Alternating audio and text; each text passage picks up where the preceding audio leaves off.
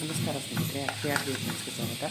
ಇವತ್ತೊಂದು ನಾನು ನಿಮಗೆ ವಿಶೇಷವಾದಂತಹ ಅಪರೂಪದ ಅಡುಗೆಯನ್ನು ಮಾಡೋದನ್ನು ತೋರಿಸ್ತೀನಿ. ಅದೇನಪ್ಪ ಅಂತ ಹೇಳಿದ್ರೆ ಸೊಪ್ಪಿಗೆ ಸೊಪ್ಪಿನಿಂದ ಒಂದು ಡಿಫ್ರೆಂಟ್ ಆಗಿರುವಂತಹ ಪಲ್ಯವನ್ನು ಮಾಡೋಕ್ಕೆ ತೋರಿಸ್ತೀನಿ.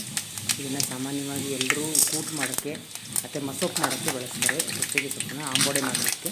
ಇವತ್ತು ನಾನು ಒಂದು ವಿಶೇಷವಾದ ಪಲ್ಯವನ್ನು ಮಾಡ್ತಾ ಇದ್ದೀನಿ. ಇದು ನಾವು ಮಲ್ಟಿಪರ್ಪಸ್ ಪಲ್ಯ, ಅಂದರೆ ಅನ್ನಕ್ಕೂ ಕಲಿಸ್ಕೊಂಡು ತಿನ್ಬೋದು, ಚಪಾತಿ ದೋಸೆಗೆಲ್ಲ ನೆಂಚ್ಕೊಂಡು ತಿನ್ಬೋದು. ಅದಲ್ಲದೆ ಈ ರೀತಿ ಮಾಡಿ ಬಾಣಂತಿರಿಗೆ ಕೊಡೋದ್ರಿಂದ ಕೂಡ ತಾಯಿ ಎದೆ ಹಾಲು ಕೂಡ ಹೆಚ್ಚುತ್ತೆ.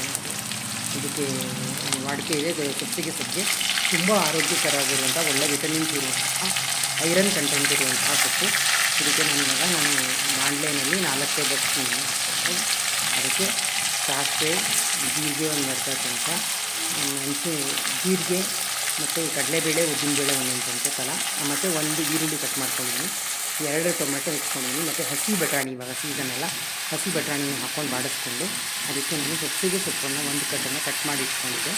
ಅದನ್ನು ಚೆನ್ನಾಗಿ ತೊಳೆದಿಟ್ಕೊಂಡು ಅದನ್ನು ಇದಕ್ಕೆ ಹಾಕ್ತಾಯಿದ್ದೀನಿ. ಇದರಲ್ಲಿ ಹಾಕಿ ಒಂದು 5 ನಿಮಿಷ ಇದನ್ನು ಬಾಡಿಸ್ಕೊಳ್ಳೋಣ. ಟೊಮೊಟೊ ಈರುಳ್ಳಿ ಎಲ್ಲ ಬಾಡಿದ ನಂತರ ಸೊಪ್ಪಿಗೆ ಸೊಪ್ಪನ್ನು ಹಾಕ್ಕೊಂಡು ಅದನ್ನು ಬಾಡಿಸ್ಕೊಳ್ಳೋಣ.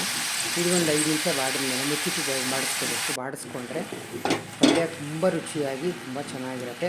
ಅನ್ನ ಕೂಡ ಕಲಿಸ್ಕೋಬೋದು, ಮೊಸರನ್ನಕ್ಕೂ ನೆಂಚ್ಕೋಬೋದು. ತುಂಬ ಸೊಗಸಾದಂತಹ ಗಮ್ಮಂತ ಪರಿಮಳ ಬರುವಂಥ ಮತ್ತು ಟೇಸ್ಟಿಯಾಗಿರುವಂಥ ಪಲ್ಯ ಇದು. ತುಂಬ ಚೆನ್ನಾಗಿರುವಂಥದ್ದು. ನಿಮಗೆ ಇಷ್ಟ ಆಗುತ್ತೆ ಈ ಪಲ್ಯ ಮಾಡಿ ನೋಡಿ. ನೀವೇ ಹೇಳ್ತೀರಾ ಅವಾಗ, ಹೌದಪ್ಪ ತುಂಬ ಚೆನ್ನಾಗಾಗುತ್ತೆ ಈ ಥರ ಮಾಡೋದು, ಡಿಫ್ರೆಂಟಾಗಿದೆ ಅಂತ. ಈಗ ಇದಕ್ಕೆ ನಾನು ನೋಡಿ 1 ಕಪ್ಪು ಸ್ಮಾಲ್ ಕಪ್ಪಲ್ಲಿ ಬೇಳೆ ಬೇಯಿಸ್ಕೊಂಡು, ತೊಗರಿಬೇಳೆ ಬೇಯಿಸ್ಕೊಂಡಿದ್ದೀನಿ. ಆ ತೊಗರಿಬೇಳೆನೂ ಇದಕ್ಕೆ ಹಾಕೋದ್ರಿಂದ ಇನ್ನೂ ಪಲ್ಯ ತುಂಬ ರುಚಿಯಾಗುತ್ತೆ ನೋಡಿ. ಆ ಬೇಯಿಸಿರೋ ನೀರಿನ ಸಮೇತ ನಾನು ಇದಕ್ಕೆ ಹಾಕೋತಾ ಇದ್ದೀನಿ. ಈಗ ಸ್ವಲ್ಪ ಬೆಂದಿದೆ ಸೊಪ್ಪು, ಅದ್ರ ಜೊತೆ ಈಗ ಬೇಳೆ ಹಾಕ್ಕೊಂಡಿದ್ದೀನಿ. ಇದ್ರ ಜೊತೆಗೆ ಮುಚ್ಚಿಟ್ಟು ನಾವು ಇನ್ನೊಂದು 5 ನಿಮಿಷ ಇದನ್ನು ಬೇಯಿಸ್ಕೊಂಬಿಟ್ರೆ ಚೆನ್ನಾಗಿ ಬೆಂದೋಗುತ್ತೆ ಸೊಪ್ಪು.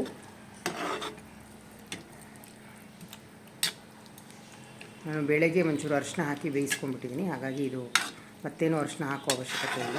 ಇವಾಗ ನೋಡಿ, ಇದು ಸ್ವಲ್ಪ 3/4 ಭಾಗ ಬೆಂದಂಗೆ ಆಗಿದೆ. ಸೊಪ್ಪೆಲ್ಲ ನಿಮಗೆ ಗೊತ್ತು, ಬೇಗ ಬೆಂದು ಹೋಗುತ್ತೆ. ಸೊ ಇದನ್ನು ಒಂದು 5 ನಿಮಿಷ ಮುಚ್ಚೋಣ. ಇದಕ್ಕೆ ನಾವು ರುಚಿಗೆ ತಕ್ಕಷ್ಟು ಉಪ್ಪನ್ನು ಹಾಕ್ಕೊಳ್ಳೋಣ.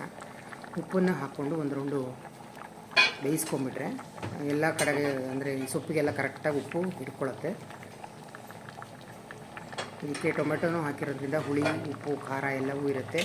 ತುಂಬ ಚೆನ್ನಾಗಿರುತ್ತೆ. ಬೇಳೆನೂ ಹಾಕಿರೋದ್ರಿಂದ ಹೆಚ್ಚಿಗೆ ನೋಡಿ. ಇದಕ್ಕೆ ಒಂದು ಅರ್ಧ ಹೋಳು ತೆಂಗಿನ ತುರಿ ಹಾಕ್ಕೊಂಡಿದ್ದೀನಿ. ಹಸಿ ತೆಂಗಿನಕಾಯಿ ತುರಿನೂ ಹಾಕ್ಕೊಂಡ್ರೆ ರುಚಿ ಇನ್ನೂ ಸೂಪರಾಗಿರುತ್ತೆ ನೋಡಿ. ಇದು ಒಂದು ರೌಂಡ್ ಕುದೀತಾ ಇದೆ. ಈ ರೀತಿ ಕುದೀಲಿ, ನೀರೆಲ್ಲ ಹಿಂಗೋವರೆಗೆ ನಾವು ಇದನ್ನು ಕುದಿಸ್ಕೊಳ್ಳೋಣ. ಅದಕ್ಕೆ ನಾನು ವಾಂಗಿಬಾತ್ ಪೌಡ್ರು 2 ಚಮಚ ಹಾಕ್ಕೋತಾ ಇದ್ದೀನಿ.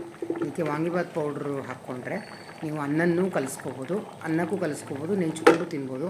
ಎರಡಕ್ಕೂ ಟೇಸ್ಟು ಚೆನ್ನಾಗಿ ಬರುತ್ತೆ. ಇದನ್ನು ಕುದಿಯುವಾಗಲೇ ಹಾಕ್ಬಿಟ್ರೆ ಚೆನ್ನಾಗಿ ಹಿಡ್ಕೊಳ್ಳುತ್ತೆ ಖಾರ, ಉಪ್ಪು ಎಲ್ಲ. ಈಗ ಇದು ನೀರು ಹಿಂಗೋವರೆಗೆ ಮುಚ್ಚಿ ಬೇಯಿಸ್ಕೊಳ್ಳೋಣ. ಇದು ಬೇಯಿಸಿದ ನಂತರ ಇದು ಪಲ್ಯ ರೆಡಿಯಾಗುತ್ತೆ.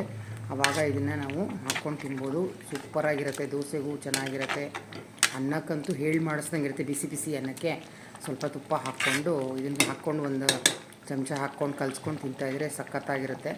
ನೀವೇ ಹೇಳ್ತೀರಾ ಎಷ್ಟು ಚೆನ್ನಾಗಿರುತ್ತೆ ಟೇಸ್ಟು ಅಂತ. ಬೇಳೆ ಹಾಕಿರೋದ್ರಿಂದ ಇದ್ರ ಟೇಸ್ಟ್ ಇನ್ನೂ ಜಾಸ್ತಿ ಎನ್ಹ್ಯಾನ್ಸ್ ಆಗುತ್ತೆ. ನೀವು ಇದನ್ನು ಮಾಡಿ ನೋಡ್ತೀರಾ ಅಲ್ವಾ ಸ್ನೇಹಿತರೆ? ಮುಂದಿನ ವೀಡಿಯೋದಲ್ಲಿ ಭೇಟಿಯಾಗೋಣ.